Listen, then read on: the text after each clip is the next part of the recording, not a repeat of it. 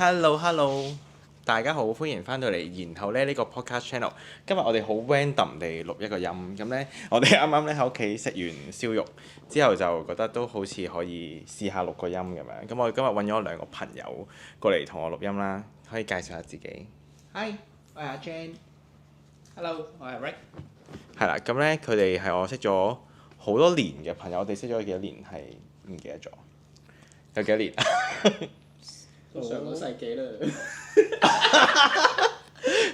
我諗我係十一二三嘅。我同阿 Jan 識得耐多少少嘅。我應該90咁樣咯。咁過咗10啦。Anyway， 係啦，咁咧今日咧我哋就想傾一個應該大家都好中意嘅問題，因為身為香港人咧，應該大家都好中意去旅行嘅。咁而最近咧亦都睇咗條 Reels 咧，就咪有咧嗰啲旅行分工嗰啲角色咁樣嘅。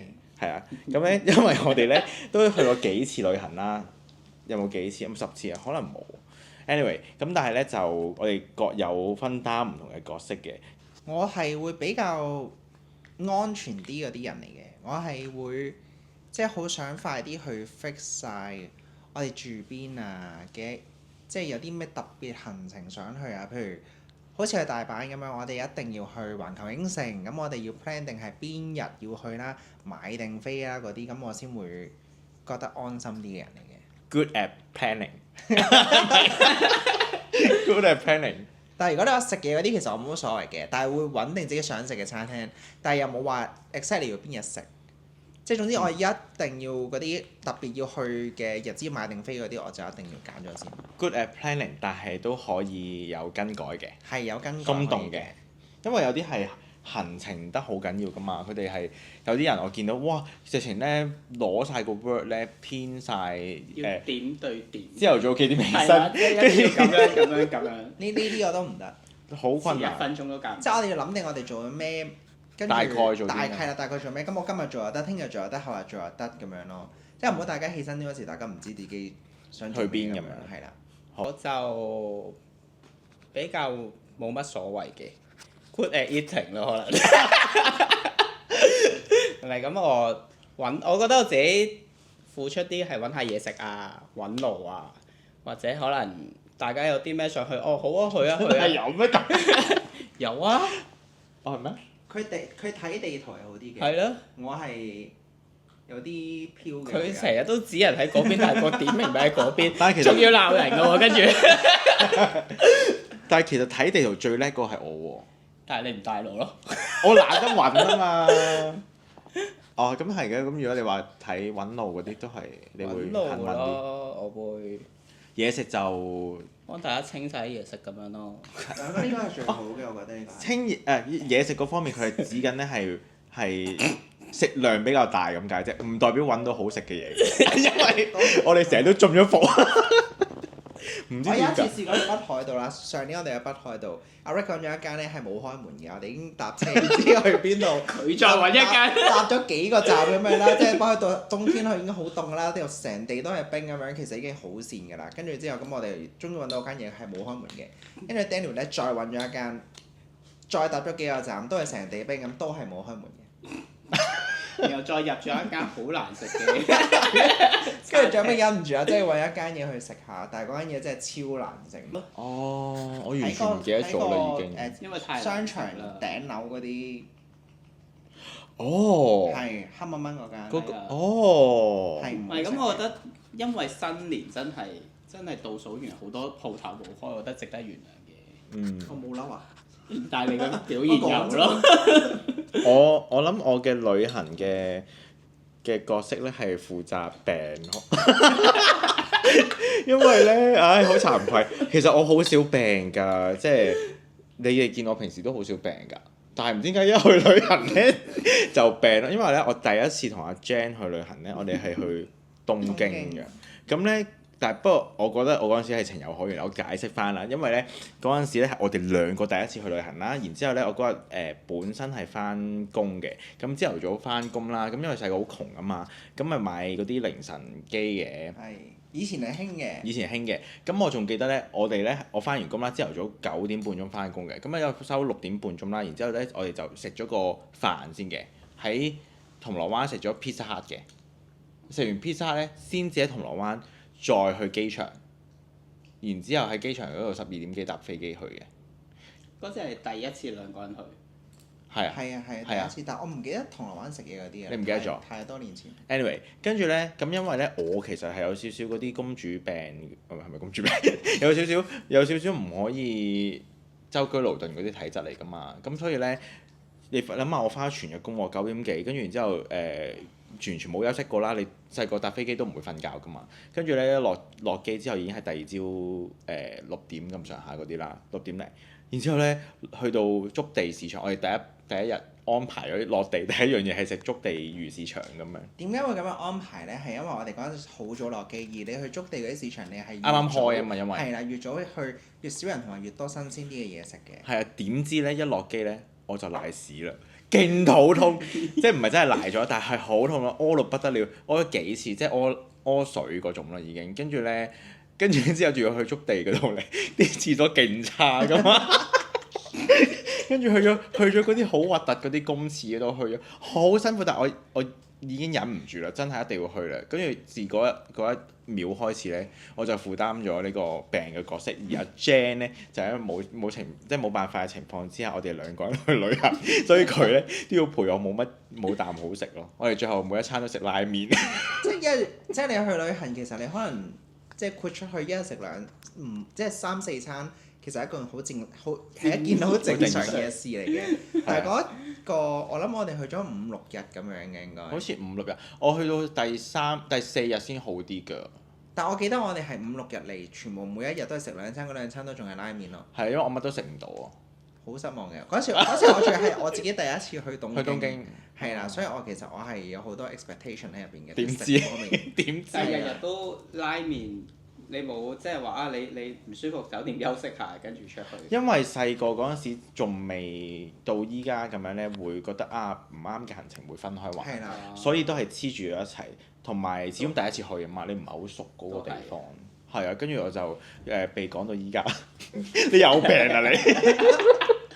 但係咧呢件事都係冇再改善到咯。我哋上年我去東京同埋去北海道咧，我都係病住咁樣去。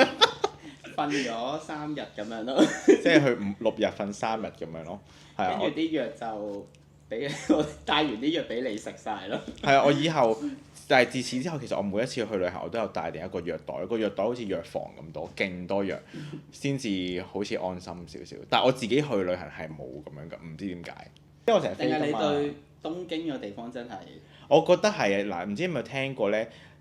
東京呢個地方係有7間神社鎮壓住，即係擺放住德川家康嗰個身體每一部分㗎嘛。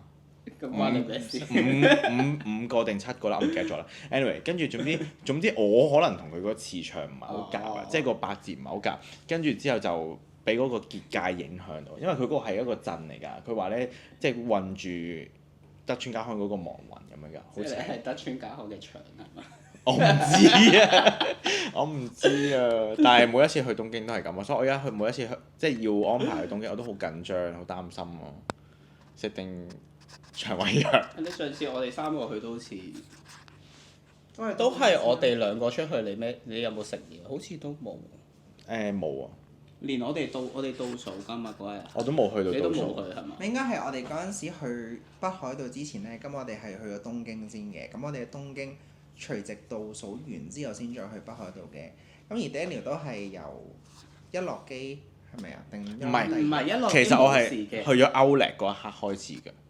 哦，係啊，有一個 Outlet 御電場係啦，咁都搭個零鐘車嘅，喺東京嗰邊。其實係咪攝親啫？我要再講翻啦，因為咧嗰日咧我哋咧係去咗御電場呢度啦，咁已經搭車就我本身好興奮嘅，因為咧 Outlet 好多人買啊嘛，係咪先？但係我唔記得咗咧，歐洲嘅 Outlet 咧係有勁多 normal 嘅顏色啦，亞洲係冇㗎，亞洲嘅顏色全部都係鮮豔到不得了㗎嘛，而歐洲冇人睇得上嗰啲黑白灰嗰啲色㗎嘛，咁所以咧賣嘅又唔同啦。anyway，跟住咧咁我睇咗好耐都睇唔啱咁樣啦，跟住咧去到一個位，你哋咪去買咖啡嘅，跟住之後咧，咁最後我就去咗買咖啡，你哋就去咗 smoking 啦，喂，跟住咧，因為日本係要去一個地方食㗎嘛，唔可以周街食煙㗎嘛，跟住你哋去咗食煙啦，跟住咧我就喺度等啦，等下咧無啦晏係突然之間好似有種怪風出現咗咁樣啦，跟住我就勁頭痛啊，然之後咧瞬間發燒咯，然之後回程之後都冇再買咩啦，因為好攰啊嘛，我已經發晒燒咁樣喎。突然之間喎，我仲記得你瞓咗一日，我哋唔擔心佢喺間房度瞓死。唔係最恐怖係回程嗰程 JR 啊！我咪話咧，喂，我瞓一瞓先啊，咁樣啦，扯晒鼻鼾。嗰個係去御電場。係啊，跟住我仲話啊，你一陣幫我影低我瞓覺，我想因為我有條片要拍，跟住咧勁樣衰，所以影完相我仲要唔滿意喎！你叫我哋影你瞓覺個樣瞓得咁樣，可唔可以佢係扯鼻鼾扯到係成個車廂其他人係咁望邊個扯鼻鼾，仲要擘大口，挨出埲牆喺度啊！因為我發晒燒，勁辛苦啊！跟住正常你少少病咧，你係瞓一陣就得嘅，但係咧我嗰日都冇咯。跟住翻到酒店之後咧，繼續瞓咗過年，好恐怖係啊！你瞓到第二日。係啊，跟住你去咗倒數啊嘛。去倒數飲嘢，飲完嘢我哋起身嗰刻，你仲未起身咯。我仲未起身啊！跟住之後，唔知你哋翻嚟嗰下，我先至醒一醒啫。你講飲完嘢翻嚟？係啊，即係第二朝咯。冇，我哋有飲到咁夜咩2、3點啊，係咪3點？我哋係第二日再朝頭早起咗身，諗住出去嗰陣時，你都未起身嘅。係。哦，係啊，晏晝咁樣㗎。係啊好彩咧，我最後咧瞓咗呢一覺啫。如果唔係咧，第一餐咧我都食唔到嗰個燒肉。因為個燒肉好好味。就係咁咯，我真係負責咗病咯。Good at sick，唔知點解係咁，但係我唔知啊，因為我記得我細個嗰陣時係都有多啲想法係會想去呢度，想去嗰度噶嘛。但係自從開始年紀大咗之後，唔係應該話我冇再翻工之後咧，我就已經冇乜再特別想去邊度啦。所以我依家係 good morning、good afternoon 同埋 good night 嗰個人。應該話大咗之後，真係想慢活咯，冇以前咁要好爭取時間，一個點一個點一個點。同埋我覺得其實有少少係因為咧，我飛得好多噶嘛，咁我每個月都去飛噶嘛，跟住咧，因為我飛得多咧，其實我去每一個地方都好似好容易可以去到，咁我就冇再好似以前咁樣，你以前好難得放大假你先去嗰個旅行咧，你咪會安排多啲嘢，跟住想睇多啲嘢 experience 多啲，咁我而家唔係啊嘛，咁我覺得啊，咁我一日去一個行程就得啦，唔使去咁多啦。即係可能有啲風景你冇睇過，你唔會想都去行咁樣。因為我哋兩個即係雖然都唔係去到咁長，但係你會覺得未睇過會想體驗下。因為咧，我有一次應該話我第一次去 Paris 嗰陣時啦，即係我自己去 Paris 啊嘛。Fashion Week，跟住我第一次去 Paris 嗰陣時，啲人咪從來都喺度講話，哇巴黎鐵塔好靚啊，即係嗰啲景點好靚嘅。跟住我咧去到之後，唔知係天氣唔好定凍定點啦，總之我就覺得，都係咁咯，即係嗰個感覺就都係好似係咁咁樣，跟住就開始冇再特別好驚訝，即係驚豔地見到嗰啲好靚嘅風景。但係當然你話啦，即係嗰啲我喺意大利見到嗰啲山咧，咪望住個阿爾卑斯山咁樣，好靚咁樣，都係覺得好壯觀嘅。但係冇話覺得一定要去睇咁樣。但係我記得我哋以前有一次去過大阪定唔知邊度咧，去嗰個南山嗰度係覺得好靚㗎，特登搭一架火車定唔知點樣去㗎，喺京都。我有去㗎。你有去啊？我仲嗰陣時識咗個日本男仔㗎。總之咧就係喺個山谷入面咧，跟住哇好靚嘅風景，跟住但係你好似唔係好在乎嘅，因為唔係我係以前唔在乎風景嗰啲人嚟㗎，以前細個。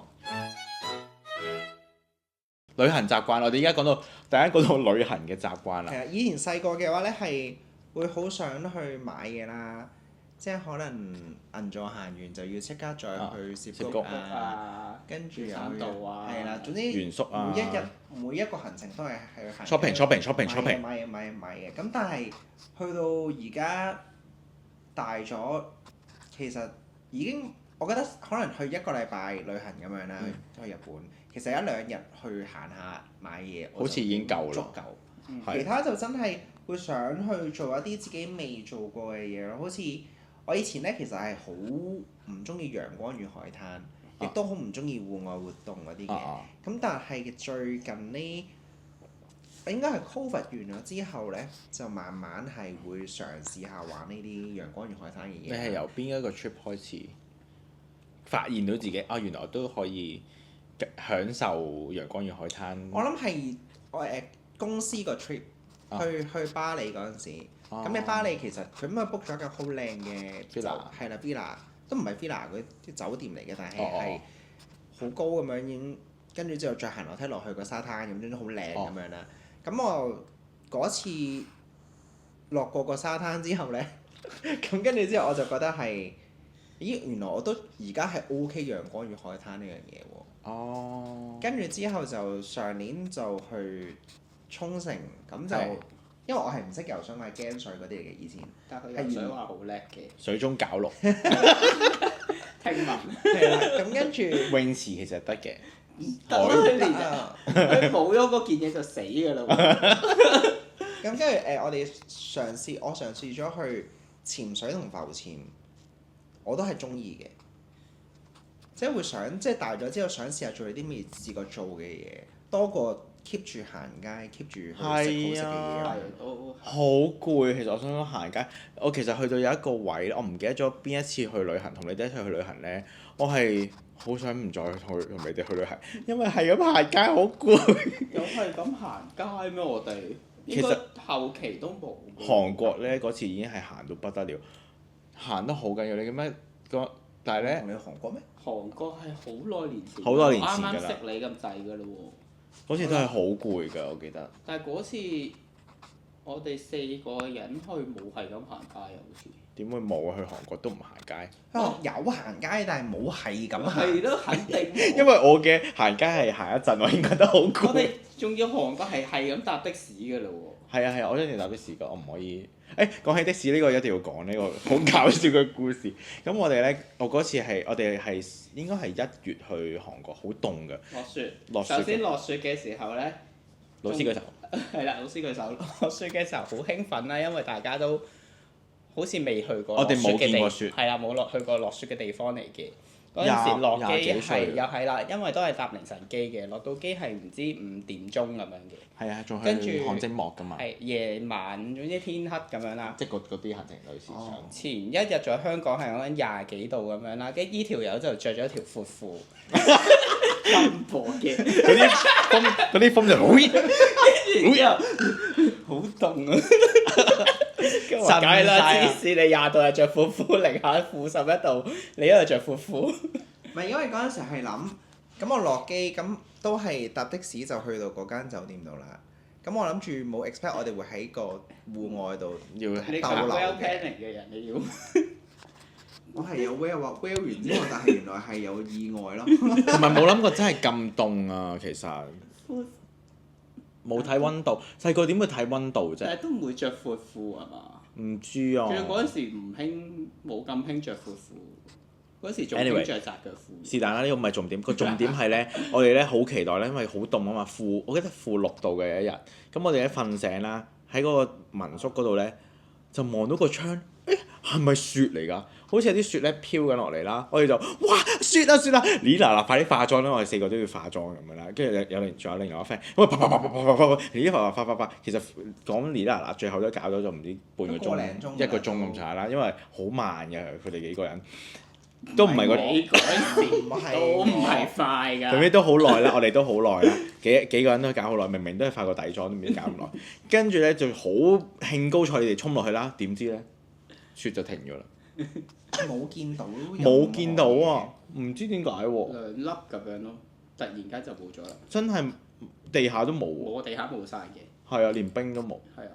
跟住咧，呢個都唔係最搞笑，最搞笑係我哋走啊嘛。咁走嗰日咧，即係搭飛機走嗰日啦。點知走完之後咧，開始見到啲人咧喺去韓國嗰度咧，見到落雪喎，勁嬲！啲雪避開晒我哋啊！所以我哋去到上年30幾歲先至第一次見到雪咯。去北海道。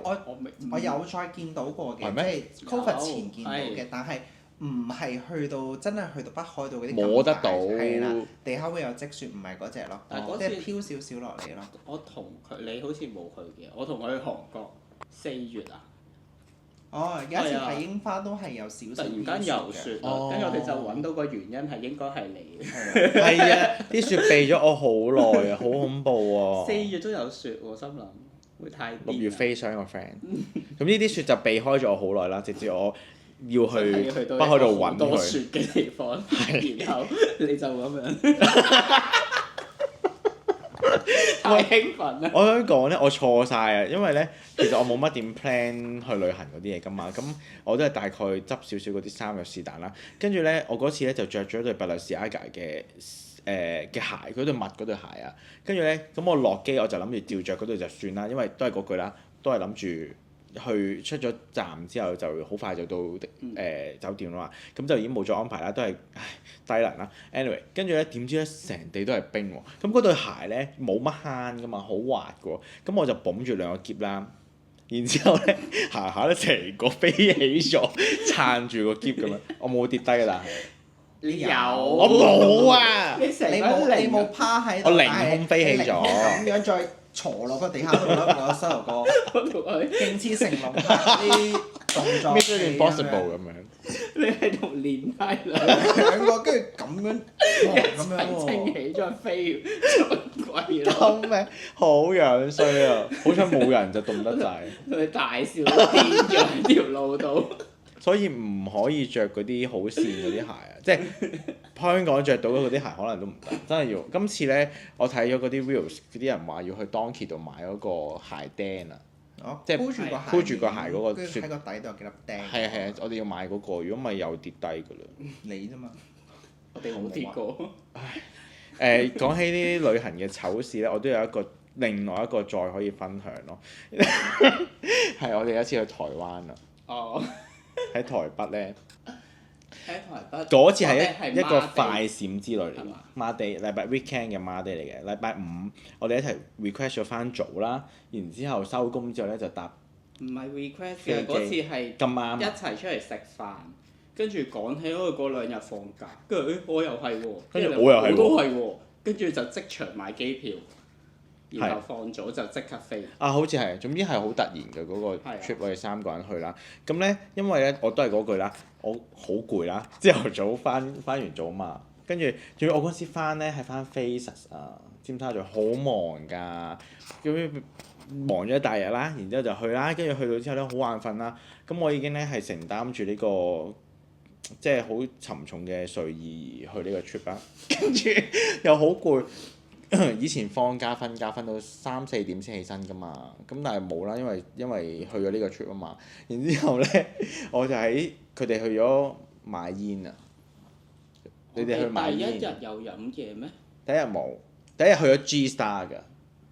唔會唔去嘅，以前第一日一落機擺低佢啲篋，即刻去咗 G Star。我仲第一次見到咁多啤酒冧起一座山咁樣。我話呢啲我哋啊，跟住你哋話係啊，你入場就有㗎啦咁樣。我唔記得啦。幾支就買一座唔山。係啊，真係冧到咁樣一個金字塔咁樣㗎。anyway 都唔係重點，跟住咧已經好攰啦，跟住喺珠沙度玩到唔知2、3點咁樣啦，然之後先走啦。咁我細個都仲有飲酒㗎嘛，跟住好攰啦，去咗酒店瞓覺啦。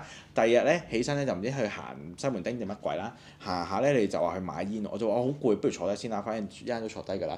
咁我就喺度等你哋啦，唔知你哋買煙又買好耐喎。跟住咧，我又坐咗喺西門町嘅街上面嘅間吧嘅露天你係去紅樓，飲嘢嘅。行咗一日，即係玩咗一日啦，係跟住之後去咗紅樓度飲嘢。係咁紅樓好多露天嘅嗰啲，嗰啲吧，跟係嗰啲住之後露天位，咁我哋坐喺出一邊。排好多凳咁樣嘅。係有個嗰啲叫咩啊山嘅，係嗰啲。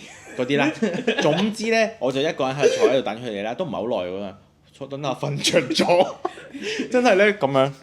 維園啲阿叔都係咁樣啫嘛。係啊，佢係咁樣，跟住又想打鼻鼾，跟住望住佢，白色佢一邊咁望。好眼瞓啊！真係。嗰陣時個時間係應該未到12點，好早。差唔多12點咁樣啦。咁跟住晏晝喎，真係。係唔係夜晚晚，唔係晏晝嚟㗎。夜晚係咩？晏晝你撞玻璃，係啊，你夠12點，但係嗰差唔多12點，冇已經其實我諗多人10點到㗎咋。即係總之紅樓嗰度好多人啱啱開始係有啲人咁樣咯。都 full 㗎啦。我哋啱啱坐低買杯嘢咁樣，跟住就話我哋去買啲嘢啦咁樣，跟住你就唔去。就咁上身我係好眼瞓啊！你真係隔離嗰啲人都係望住你咯。係啊，總之就好尷尬啦。但我成日都發生呢啲事咯。晏晝講埋個撞玻璃啦，不如你哋講啦，我都唔知點講。玻璃係我去揾一個朋友，咁個朋友喺一間鋪頭度做嘢咁樣啦，咁間鋪頭有個玻璃門嘅，咁我推開先入到去㗎。唔使推嘅，撳掣嘅，哦是但啦電動㗎。總之佢閂埋咗啦，佢係啦，唔係跟住開住之後。我哋就第一個入啦，撳完就活咁樣我就入去啦，跟住佢就跟住我後邊。唔係，我係最後尾㗎。佢會喺出面嘅，佢咪喺度望住我撞。哦，係咩？咁我揾個 friend，總之講兩句咁樣嘅啫，台灣朋友。跟住之後佢又跟住我尾入啦，咁我同個朋友傾緊偈，就突然間聽到好大聲，嘣！係入好似開槍咁間嘅聲，好間恐怖。鋪係又唔係好大間喎，啲回音咧大到開槍咁樣，跟住我個 friend 係勁鄙視咁樣望住佢，跟住我又勁想扮唔識佢，仲要唔好行埋你啊心諗，仲要繼續行過嚟喎。跟住呢條友見到就扮唔識走咗。因為佢尤其是第二個入去喎，跟住第三個行啦，跟住我見到撞完之後，哇！好有我即刻同個 friend 講完兩句先做啦咁樣。因為嗰個玻璃我好眼瞓睇唔清楚，嗰個玻璃係咪有喺度我以啊？為嗰一下冧。我勁驚整爛咗佢個玻璃門，好恐怖啊！但我就成日都有呢啲事發生咯，我都唔知點解啊！你記唔記得有一次？又有啊我唔記！得係咪，我唔記得係咪同一個 trip 嚟㗎啦。總之又係台灣，又係西門町。跟住我哋有一日去起身食一間 coffee shop 咁嘅嘢啦。哦。咁係落嚟係地面嗰層咧就嗌嘢食嘅，跟住下面嗰層就坐低，即係要攞落去咁樣。我唔記得攞落定有人送過嚟，總之哦就我哋要落去咁樣啦。咁我哋落咗去先啦。跟住之後咧，咁冇 menu 喎，咁啊問人哋攞 menu 啦。咁攞完 menu 咁睇到食咩咯喎。跟住咁嗰陣時個普通話又冇咁，即係你啲嘢食名嗰啲有啲唔係好識點讀噶嘛。跟住之後咁就諗住拎埋個 menu 上去地面嗰層嗰度嗌嘢食啦。跟住你行過樓梯，跟住一夜線嗰啲成個 menu 飛咗人哋嗰條樓梯罅度，我拎唔翻。係咩？我唔記得咗呢件係啊，事啊！跟住我仲話我唔識嗌嗰個。跟住再問人哋拎，跟住之後人哋問你哋啱啱唔係有個咩？我話跌咗落去嗰度，你喺條罅度，我哋話要再攞多張。我完全唔記得咗呢件事喎。我記得因為做咩我嗌嘅？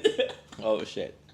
係咪同一個 trip 啊咁？同一唔知個好啊。似啊係。即係你記唔記得呢件事啊？但係因為我係坐喺張台度等嘅，你哋兩個去買嘅。哦。跟住之後你翻嚟同我講翻成件事嘅。因為咧，我嗰排翻工真係好攰啊，好大力。我有邊個翻工唔攰啊？咪咯。嗰份工係我翻過最攰㗎，其實真係最攰嗰份工喎，所以咧係咁以前好眼瞓咯。非實細癲啲嘅。好一日做10幾萬、20萬生意喎，仲要禮拜六係可能做緊20零萬，仲要我細個好長㗎嘛。以前以前星期六日啲背心都係濕晒。係啊，濕晒，啲底褲都濕晒，好熱好我多。記得成個人都係好臭咯總之工好似打完仗咁樣，人又係油啊又淋。係啊係啊。所以點解以前細個收完工要去飲嘢，我哋要翻屋企沖個涼先？係啊係啊。因為真係好熱，唔知點解啲商場係。我想講一樣嘢。聽講。嗰陣時咧翻過朗豪坊啦，跟住之後咧咁喺朗豪坊你都翻過啦，你又我都係翻你都過。咁好熱㗎嘛嗰個場。係係。我嗰時我冇翻，我有。勁熱喎，跟住之後咁啊打去嗰個場嘅嗰個保安啊，係咪即係冷氣部嗰啲咁樣啦？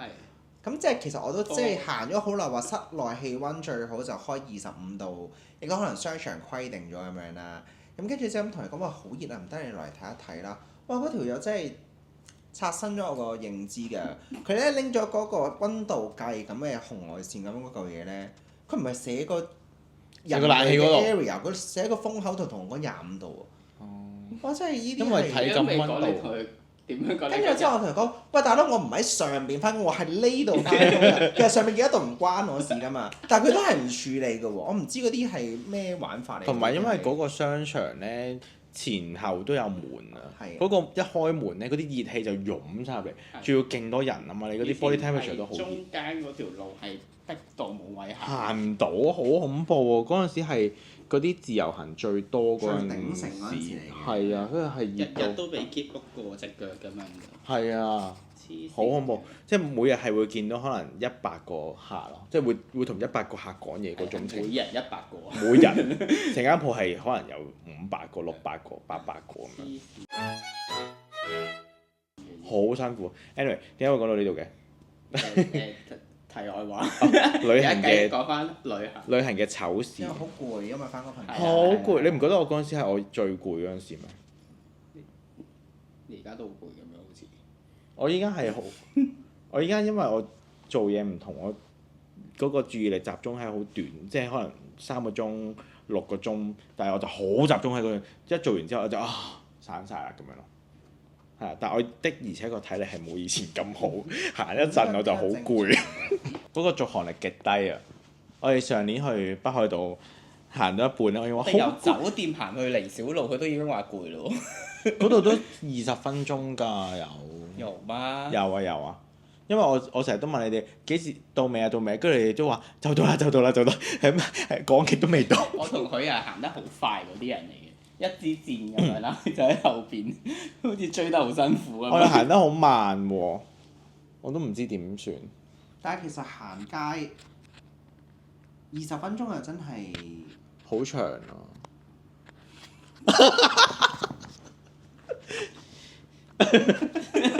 佢真係好意思講嘅。係啦，唔知啊，我都唔知啊。 20分鐘喎。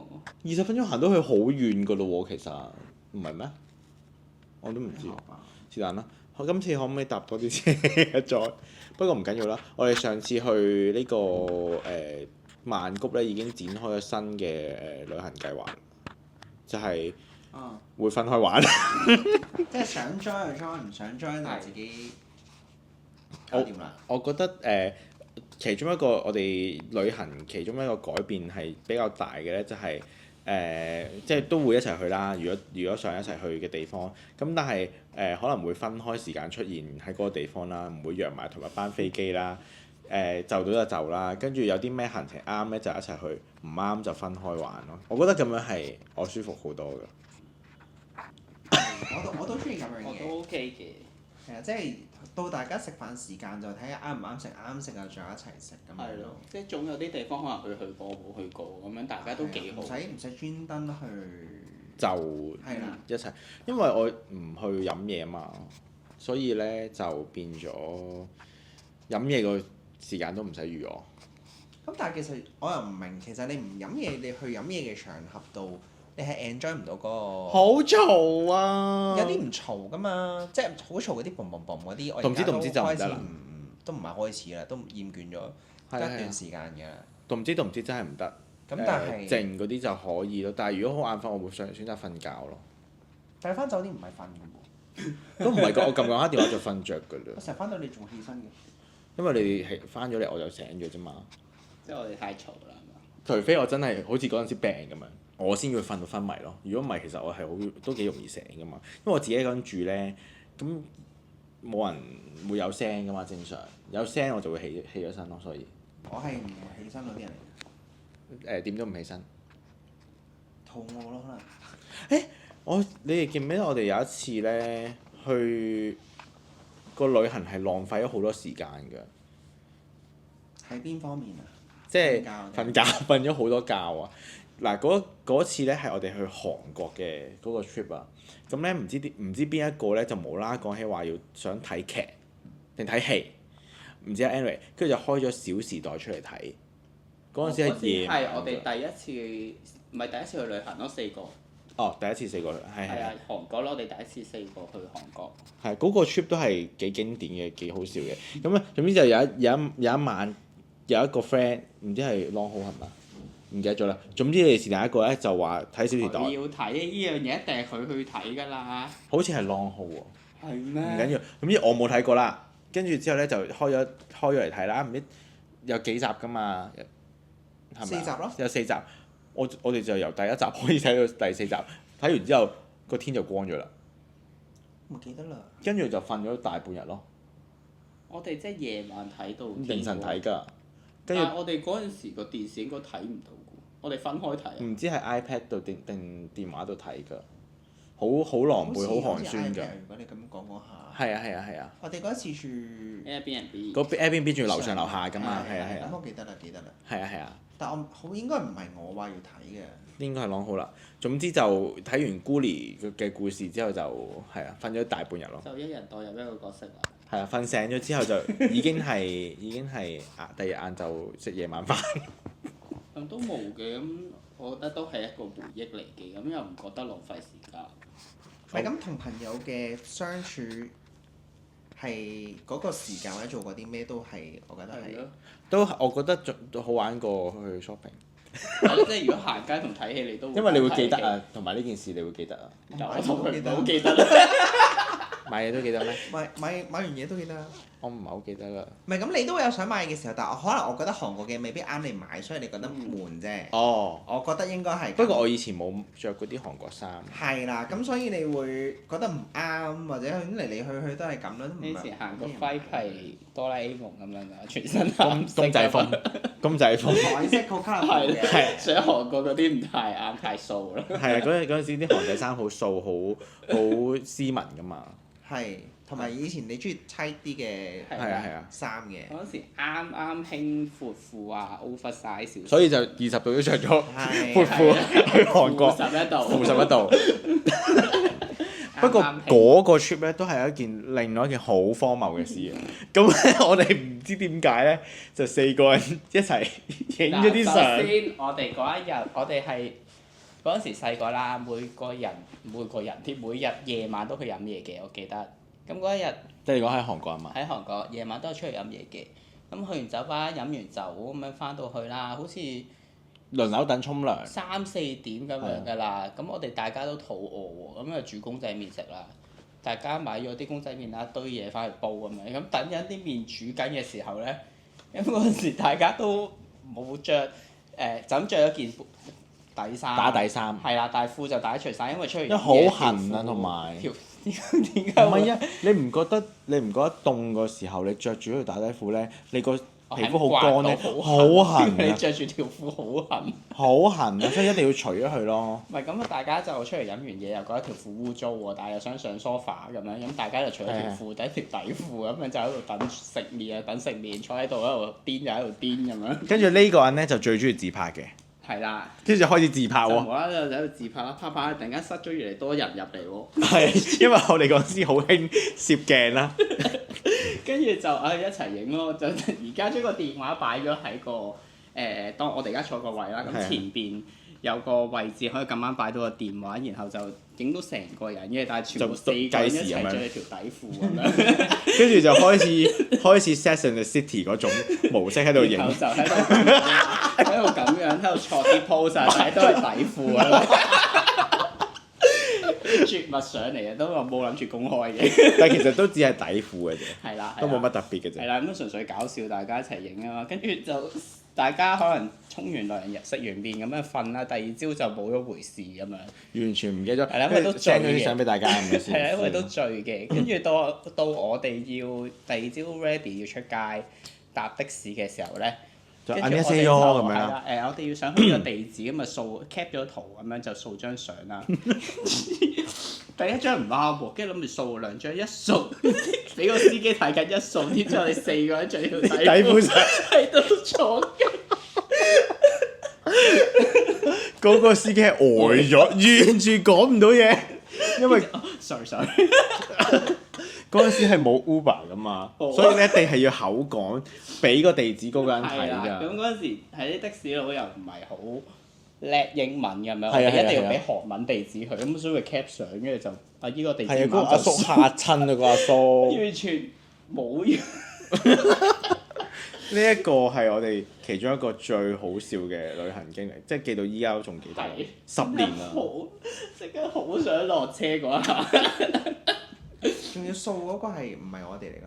佢自己係佢啊，係啊，遞咗個電話，唔係攞掃嘅。唔係啊，係啊，定係咩咧？總之坐前面嗰個人遞咗個電話俾佢，然之後同佢講呢度，跟住之後佢又望啦，跟住之後咧就掃，跟住哦唔係掃，跟住一掃shit，之後亦勁多張掃咗勁耐。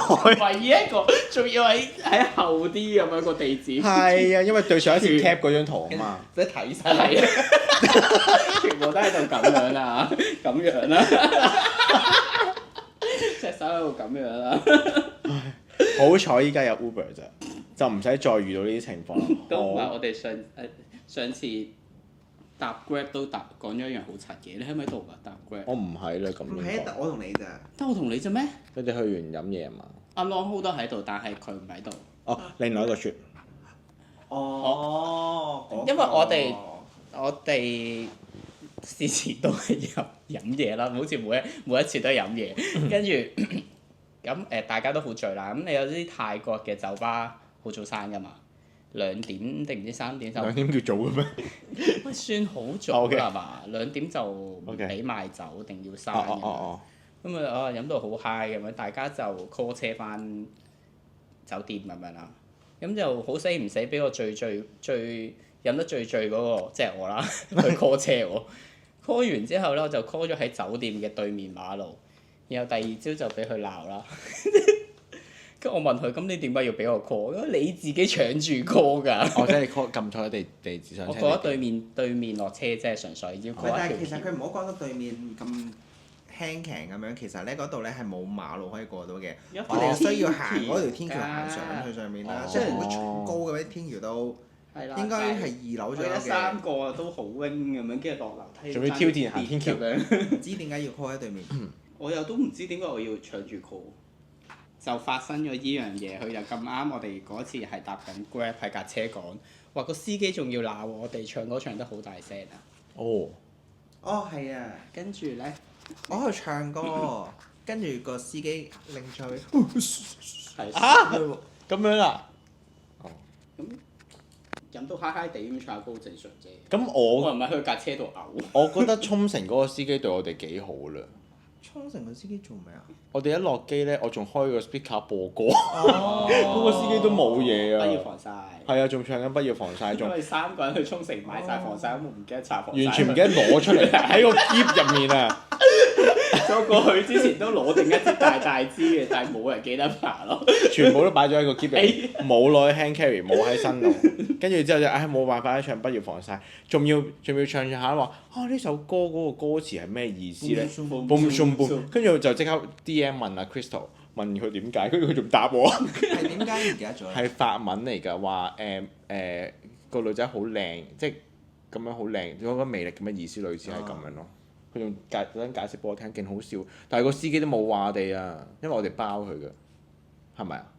係嗰個我哋包車。係啊，所以就大安旨意事無忌憚，其實應該係要問下人哋介唔介我哋播歌會好啲。如果我唔大聲都 OK 嘅。我哋都唱得 In His Face，可能佢都識咧。係咪啊係？boom 有咩我哋有唱咩？有啊，仲錄咗個 story， 跟住之後仲 po 咗出嚟嘅。頭先泰國嗰個。哦，sorry。跟住咁純粹我哋好似 repeat 翻成件事咁喺架車上面，因為點知佢就話要個司機真係好需要俾1星佢咁樣，跟住我哋一路喺度嗶啦啦講好多唔見得光嘅嘢啦，跟住突然間前面個女司機就話差唔多到嘅時候係咪轉彎啊咁樣？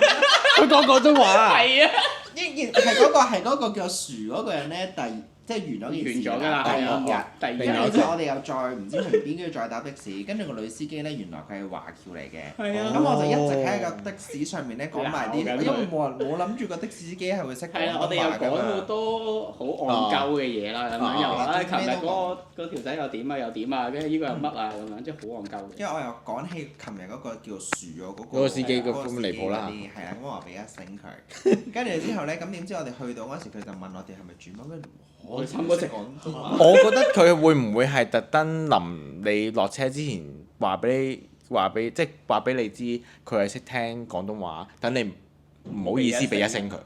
唔係，仲有咩？我係即係佢知道咗，佢知道佢話係我係華僑嚟嘅咁樣咯。佢有講開。跟住之後我就我唔會俾一聲你嘅，你咁。咁好地地都會俾一仲忍受咗咁耐，可能佢哋覺得。佢嗰個樹係唔禮貌嘅。係咯。即係我覺得你可以話哦。個樹仲要咁樣喎。係啊，做咩佢拎咗盒樹咁樣喎？即係如果你好係我哋即係咁飲完嘢咁有時又嗨得滯咁，其實控制唔到。咁如果你真係唔 OK，咁你咪叫人哋唔好，即係唔會少少咁樣咯。係咯，唔知啊，好奇怪啲人，都有啲咁嘅人嘅原來。唔知點解仲生存緊呢啲？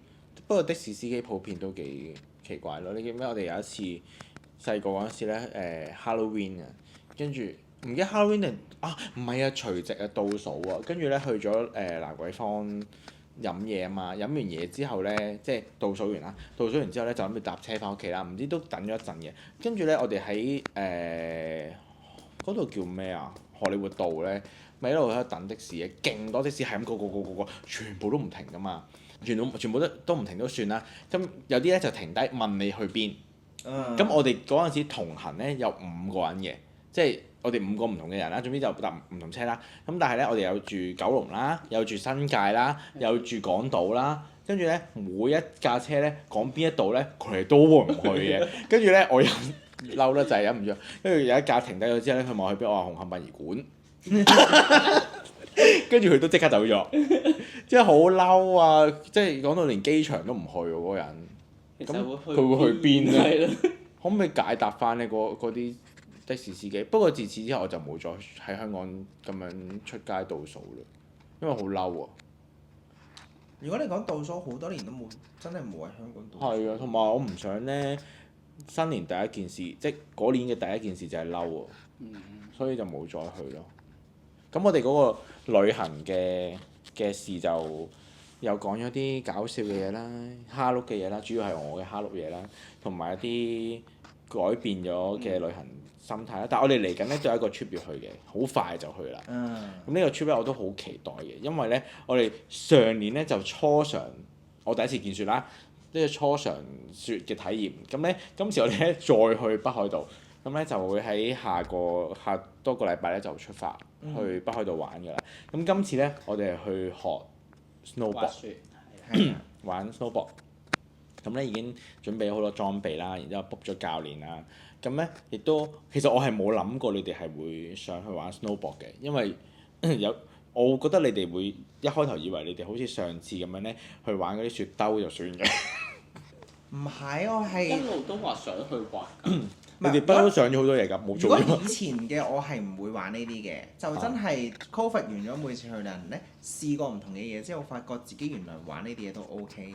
跟住嗰次其實即係上年去北海道嗰陣時，其實都想滑雪嘅，但係原來係 full 曬，跟住之後 book 唔到㗎嘛。同埋好貴啊！去 Niseko 嘅話真係。係。希望有廠商贊助。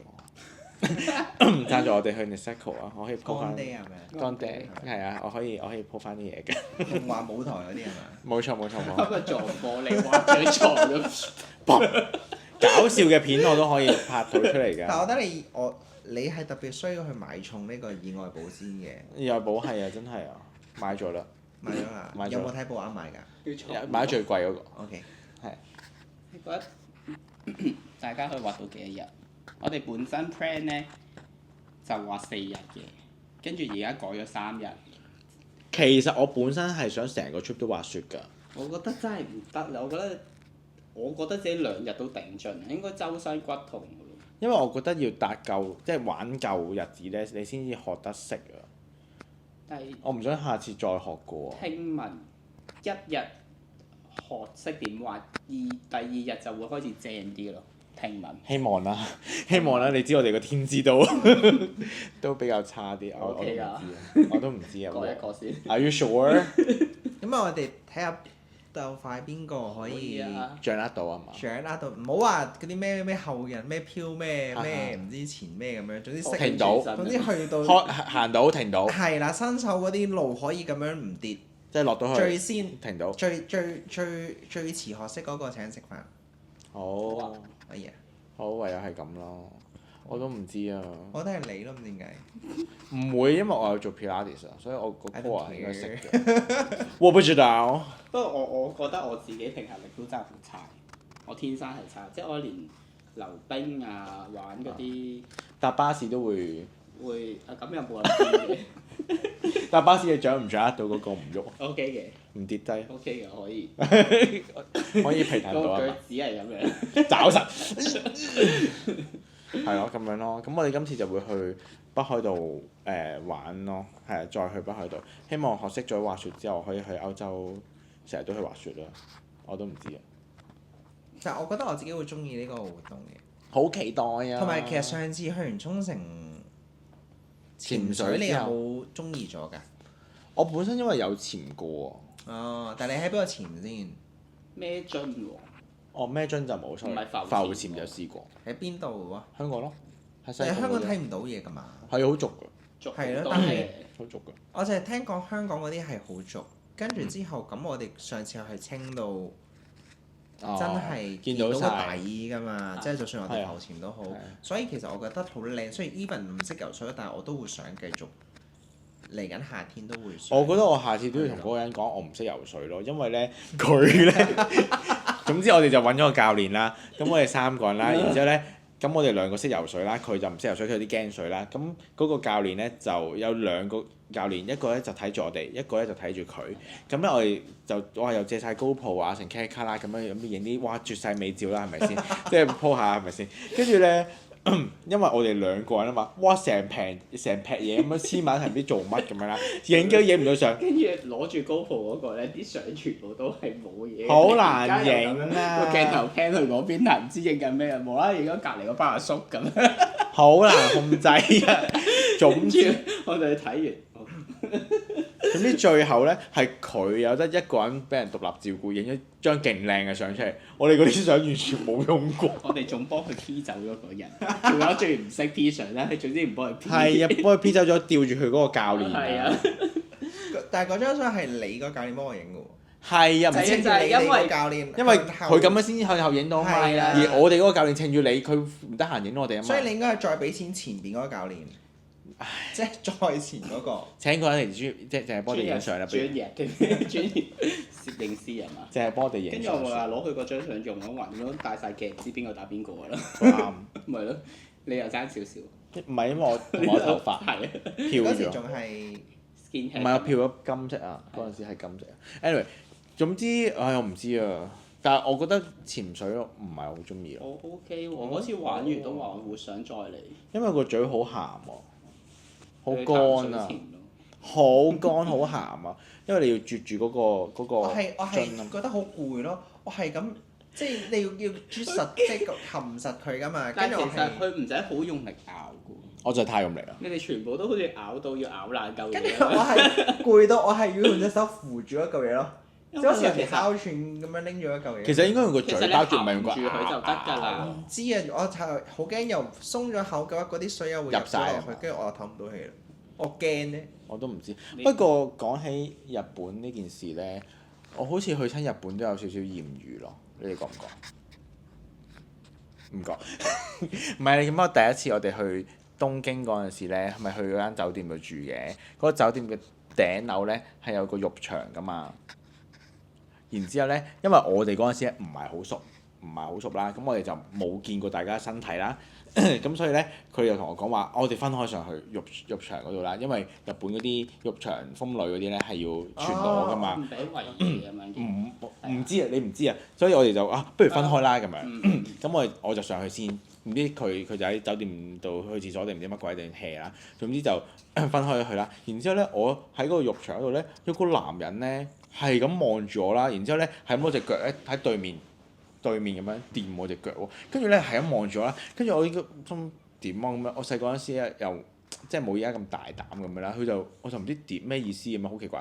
咁我就覺得都唔知點咁，我就都冇理啦。咁你跟住我又見你未上嚟，我就諗會唔會等好耐咧？咁於是我就落翻去換衫嗰度咧，就咩沖一沖個身，跟住之後就落翻酒店啦。點知咧嗰個男人咧仲要跟埋我一齊落去嗰個換衫嗰度咧，叫我入個廁所嗰度。咁我最後冇入到去啦，然之後就走咗落去啦，即係翻咗房咧，然之後就同佢講呢件事，然之後佢又再上去咁樣。咁但係佢又冇遇到嗰個人咁樣咯。咁佢都跟咗落去換衫，佢應該係走㗎啦嗰條。係咪佢又已經氣餒走咗？跟住咁樣一次啦，第二次咧就識咗個架仔啊嘛。係有少少關係咁啦。anyway，跟住之後上次去邊啊？哦，上次咪去沖繩嗰陣時咧，咪有個男仔坐我側邊，係咁想同我講嘢嘅。跟住最後國內嗰個人啊。哦，你好急了！我好急啊！嗱，我想講咧，你哋真係咧有機會要去潛水嗰陣時咧，真係一定要上船之前去廁所。但係其實因為你人排人去上船㗎嘛，係啊。其實點解嗰陣時你唔屙？因為我驚你哋 feel 到亂，我覺得有啲唔好意思，所以我就冇去到。但係我都唔知。我已經默默地喺佢隔離屙咗。係啊。但上到船就話得好急。因為一上水個水壓個氣壓唔同啊嘛，跟住我啲尿咧係勁急喺個就係瀨咁啫，我完全塊面青晒。跟住之後我話橫掂地下都濕㗎啦，不如你照屙啦。咁又唔得，我驚黃啊，因為跟住坐我隔離嗰個男人唔識嘅嗰個男仔，跟住咧佢係咁望住我，又同我即係有少少眼神咁樣啦，跟住之後去到上翻地面，然之後我哋等緊接我哋翻去嗰個車咁樣咧，然之後佢又再同我哋講嘢喎，咁我話試下講兩句咁樣啦，咁又有 jam 咗兩句，但係最後都係冇疾而終。係啊，咁我哋今日分享嘅旅行嘅故事就去到呢度啦，全部都係幾多大笑嘅聲音。其實可能你哋唔覺得好好笑，但係因為我哋身歷其中係啊，同埋諗翻已經覺得好好笑。咁如果你哋有啲咩去咗旅行覺得好有趣嘅故事，你都可以喺 comment 嗰度留言同我哋分享。咁我哋下集睇下有冇機會，可能喺北海道可以再錄多一集呢一啲搞笑傾偈嘅片，或者係直情現場直擊我哋嗰個滑雪㗎旅程。旅程有啲咩更新咁樣咯，好嘛？都得。好啊，多謝大家，我哋下條片見啦，拜拜。拜拜。